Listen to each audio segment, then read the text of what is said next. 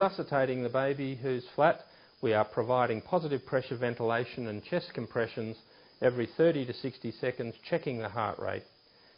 If the heart rate remains below 60 after several cycles, then we can add additional support, particularly endotracheal ventilation and also the administration of drugs. However, it's important to emphasise that that requires extra people and extra expertise.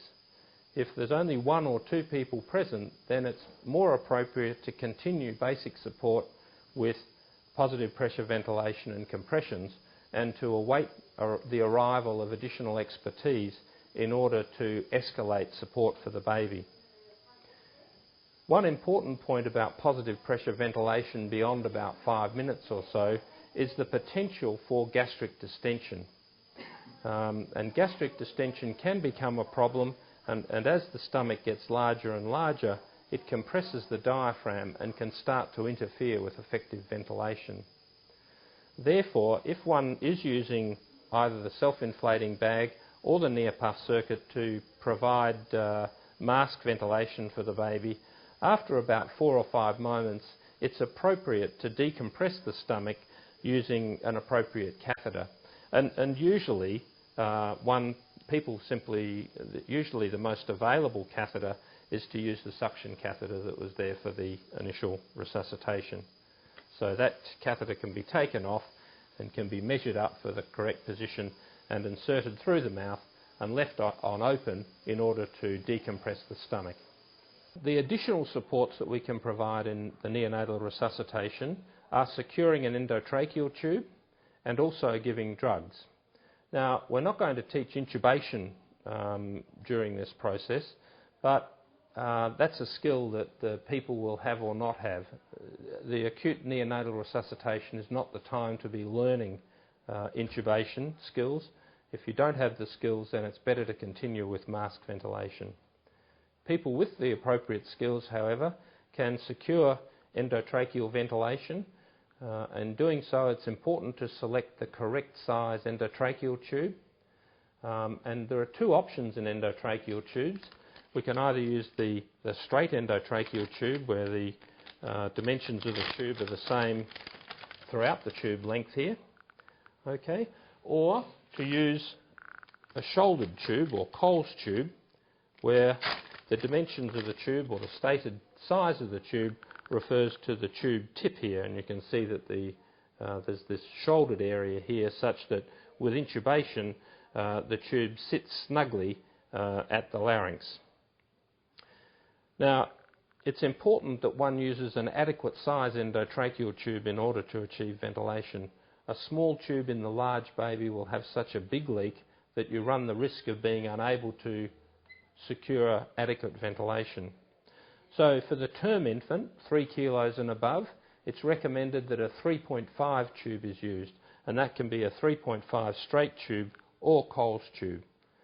For a 2 kilogram baby, a large prem, we can use a size 3 tube, and for a 1 kilogram baby, a 2.5 tube. The tubes come, or at least the straight tubes come, with an intubation guide which allows you to position the tube correctly at the larynx. The Coles tube, of course, that's automatic because the tube sits snugly in the larynx, and in fact is one of the advantages of this system. It's also appropriate to have a mental idea of the appropriate depth of insertion. A good way of remembering that is to simply remember the rule of 6 centimetres plus the weight of the baby in kilograms expressed as centimetres. So a typical term baby that weighs 3 or 3.5 kilograms, the tube should go in 9 to 9.5 centimetres.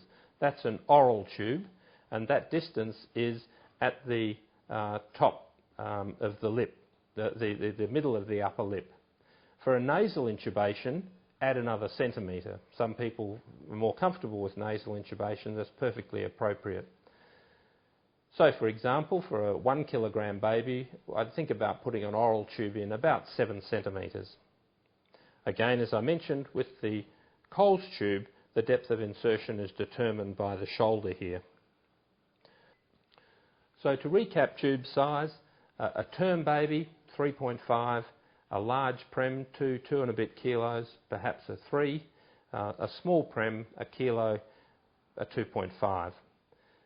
Depth of insertion, 6 centimetres, plus the estimated weight in kilograms expressed as centimetres. That's for an oral tube. A nasal tube, an extra centimetre. Remembering, of course, that with the straight tubes here, we have the intubation guides on the tube, and with the Coles tube, the shoulder actually helps to secure the tube in the right position. So the placement of an endotracheal tube allows us to ventilate the baby probably more efficiently than with bag and mask. But remember that we continue ventilation with chest compressions. Now, the placement of an endotracheal tube does allow us another benefit, and that is the administration of endotracheal adrenaline. Now, remember that for the resuscitation, the drugs that are required are typically in the drawers beneath the resuscitation cot, and usually by the time the baby's intubated, there's at least 3 people present for the resuscitation, so there's time for someone to draw up the adrenaline. In this cot, the adrenaline is already available in a preset pack. I won't open the pack, but that can be available and can perhaps be drawn up as part of the process of the intubation of the baby. In other words, there's someone doing compressions, there's someone quickly intubating the baby, and someone drawing up the adrenaline. Now, for endotracheal adrenaline, and I'll admit that there's some debate about the efficacy of this, but I think it's worth doing because it does allow delivery of adrenaline into the pulmonary circuit, and with absorption it's delivered into the left side of the heart, which is where you'd like it to be. So the dose of endotracheal adrenaline is a lot higher than the dose of intravenous. It's about 3 times higher, and the recommendations are for a dose of about 0.3 up to 1 ml per kilo. So for a term baby, perhaps aim to give 3 mils of 1 in 10,000 adrenaline via the endotracheal tube. For a small prem at about a kilo, perhaps a mil. Having instilled it into the endotracheal tube, it's important to inflate it into the lungs, again as part of the process of compressions and inflations. And then again, after a 30 to 60 second cycle of compressions and inflations, to see if there's an effect on the heart rate. Endotracheal adrenaline can be repeated every 3 minutes or so in order to look for an effect on the heart rate. The other thing that we can add, in addition to endotracheal intubation and ventilation through an endotracheal tube, is securing intravenous access and the administration of intravenous drugs. Now, in general, intravenous access can be secured via peripheral IVs, but in the typically shut down baby, that can often be very, very difficult. In my opinion, your best bet is to secure cannulation of the umbilical vein and to go straight for that in order to achieve vascular access.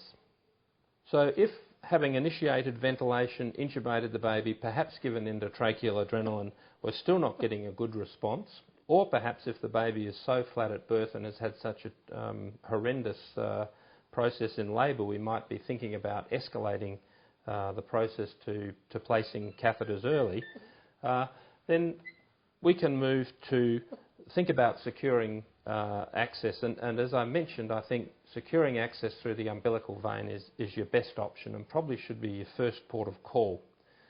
In many resuscitation cots, there's an umbilical catheterisation pack that's got a catheter, a 3-way tap, a syringe and some normal saline, as well as a sterile towel and the necessary things to secure hemostasis.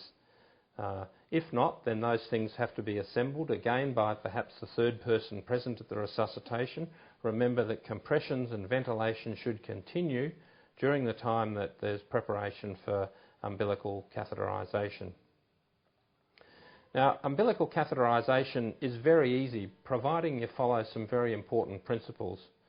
The most important thing is not to try and cannulate the vein well away from the anterior abdominal wall, because the vein and the other vessels are spiralling down in the umbilical cord, and it's very difficult to cannulate through a spiralling vessel. As the vessels spiral down, once they reach the anterior abdominal wall, in the vast majority of cases, you can guarantee that the vein will be in the 12 o'clock position, in other words, the upright position on the baby's abdomen, and the arteries are often at 4 and 8 o'clock, as it were, in looking at the umbilicus from below. So my practice is simply to grasp the cord and to draw it down over my finger, and then to make an incision immediately adjacent to the anterior abdominal wall, cutting through the cord, not through the skin. And in the vast majority of cases, you'll then come across and open the vein, which is a large patulous structure. It's a very large vessel, and it's very easy to find. One can take the cord off completely and then use some forceps to find the vessel, but in my opinion, just grasping the cord and cutting halfway through usually exposes the umbilical vein for cannulation, but also gives you control of the vein. Having exposed the vein, we can simply cannulate with our umbilical catheter or with a feeding tube, but again, whatever we use should be hooked up to a three-way tap and should be pre-primed with fluid. We don't want to cannulate with air or leave air open to the outside world in case the baby gasps and sucks air into the thorax.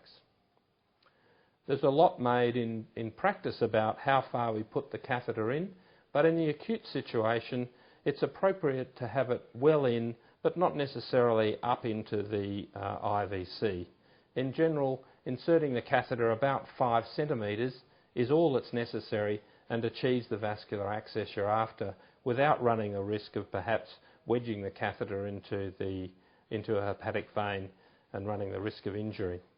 So insert the catheter about 5 centimetres, secure the umbilical stump with whatever system you have, and then you have vascular access and you can start using that to provide additional support.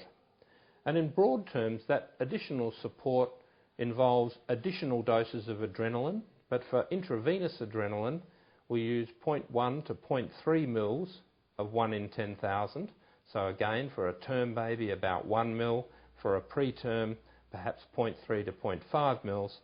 That's given quickly as a bolus with continued compressions and with continued ventilation. And that can be repeated every 2 to 3 minutes if there isn't a response that is desirable. In other words, if we don't get an increase in the heart rate. So the other medication that's important in neonatal resuscitation is volume. And volume is particularly important in those babies who may have suffered volume loss. So the occult feto-maternal hemorrhage, which is a particularly daunting prospect for neonatal resuscitation, or the baby that's bled from a ruptured vasa previa, or from an antepartum hemorrhage with combined fetal and maternal blood loss. The clue to these babies are their pallor, their weak pulse, and their poor response to what otherwise seems to be very appropriate resuscitation. Vascular access is obviously essential for giving volume, and again, in my opinion, go straight for the umbilical vein. A baby that's lost volume and shut down is a very difficult prospect for intravenous cannulation peripherally. So go for the umbilical vein, secure the vein, and then give volume. And we give about 10, probably better 20 mils per kilo of an appropriate volume. One can use normal saline. You can use any of the available protein derivatives, Hemocell and so on. That's often available because the mother may have that running. Or in tertiary centres, occasionally we can use O-negative blood if we know that the baby's bled and it's available and there's time to get it there. So vascular access with the umbilical vein, the volumes given over 1 to 2 minutes, about 20 mils per kilo. It seems a lot, so for a term baby you might be giving 50, 60, 70 mils of volume as you continue with basic support. That's compressions and ventilation. And again, every 30 to 60 second cycles, rechecking the heart rate to see if we've got a heart rate above 60. The other drugs that people think about with neonatal resuscitation are bicarbonate and naloxone. Now, there's no evidence really that bicarbonate is an appropriate thing to use in neonatal resuscitation, and most would argue that bicarbonate should be given only after confirmation of blood gas data, and better given in small aliquots in the nursery rather than being given in large volumes during acute resuscitation. If it is given during resuscitation, then a modest dose of bicarbonate may be of value, and certainly might be considered worth doing, having given several rounds of adrenaline and perhaps a round or two of volume still without a good response. So for the administration of bicarbonate, we use a 4.2% solution. Remember that standard bicarbonate comes as an 8.4% solution, so it needs to be diluted with water before administration. And we give about 4 mils per kilo of a 4.2% solution over a minute or two via the umbilical vein, or if one has a peripheral vein, via the peripheral vein. Finally, naloxone. Naloxone probably has no part to play in primary resuscitation of the newborn. If the baby's not breathing because of narcotic depression, then we ventilate. We ventilate until we get a good heart rate and until we help the baby through the process of cardiopulmonary transition. In my opinion, Narcan should be reserved for use in the nursery once the baby's pink with a good heart rate. And typically the baby that's narcotic depressed will start breathing with appropriate stimulation. It's only when the baby is left to its own devices that it starts to hypoventilate. The other issue with Narcan, unfortunately, is that it's not uncommon these days, particularly in some tertiary centres, to have babies delivered to mothers who are narcotic dependents. Administering Narcan to a newborn infant of a narcotic dependent mother can precipitate an acute withdrawal, which can be quite problematic and can produce seizures and all sorts of unwanted reactions from the use of Narcan. And typically the scenario is one where the mother comes in with little antenatal care, a hurried labour, a quick delivery, a flat baby, and the resuscitation is done as an emergency process without foreknowledge of what issues are involved for this particular infant. So I've certainly been involved in babies that have withdrawn because of the administration of Narcan during resuscitation. In my opinion, it has nothing to do with primary resuscitation. It's something which someone gives as a measured response once the dust has settled, usually in the nursery setting, as part of the ongoing support of the baby.